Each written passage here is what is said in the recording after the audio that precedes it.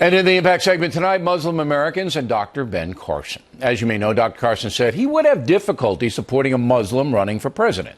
Upon hearing that, the PC crowd, always looking to demonize, immediately branded Carson a bigot. Now, some Muslim clerics are involved.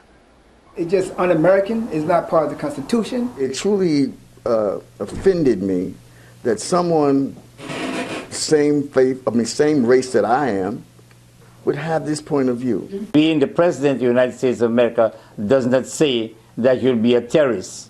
Do not say that you'll be against Christianity, Judaism, Hinduism, or any other religion. 9/11 was a crime, and it should be judged as a crime. It should not be something which you will stigmatize, demonize, or criminalize a whole entire race or people. And joining us now from Washington is Dr. Carson. So what do you say, first off, to those imams?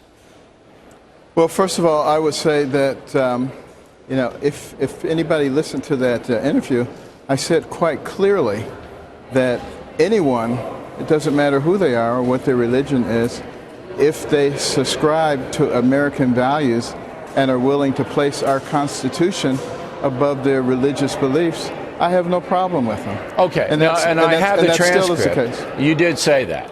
But you also said, I would not advocate that we put a Muslim in charge of this nation.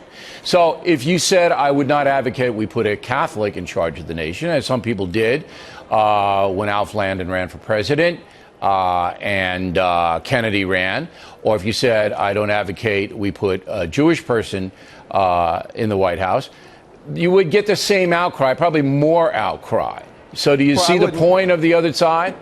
No.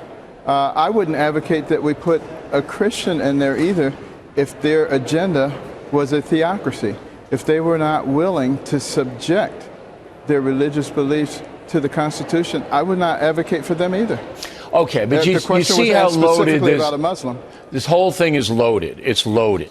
And I want to point out to the audience, in case they didn't see your interview with NBC, this came after the Trump was questioned in New Hampshire where the guy said, there's Muslim training camps and Obama's a Muslim, and Trump didn't say anything to him one way or the other.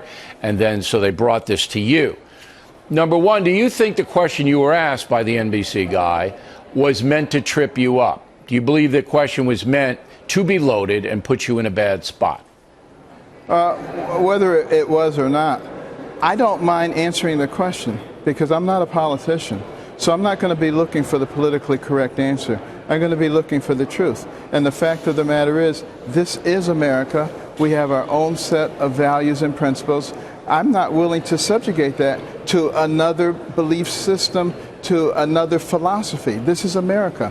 If you want to live in another system, go somewhere else. You're welcome to be here, but no one else gets to change who we are. Okay. And I'm finding that is resonating with the American people. We are very welcoming people, but we're not willing to change who we are. Then are the tenets of Islam, as described in the Quran, do they line up with the tenets of Judeo-Christian philosophy that the founding fathers used to forge the Constitution, our laws, and our nation?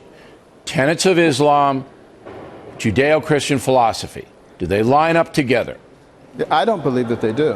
When I look at Islamic nations, what I see are people who don't give women equal rights. In some places, women aren't even allowed to drive. But that's political, not religious, though.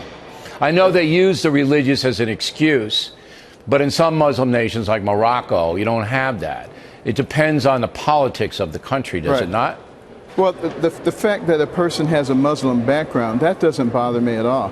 I know lots of people with Muslim backgrounds who are fully assimilated into America and accept American values and accept our Constitution. I don't have any problem with that.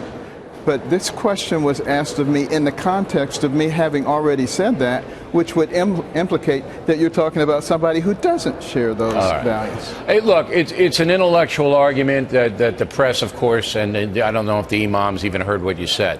And on the subject of this, you attended the Pope's speech in front of Congress today. There were some allusions to immigration.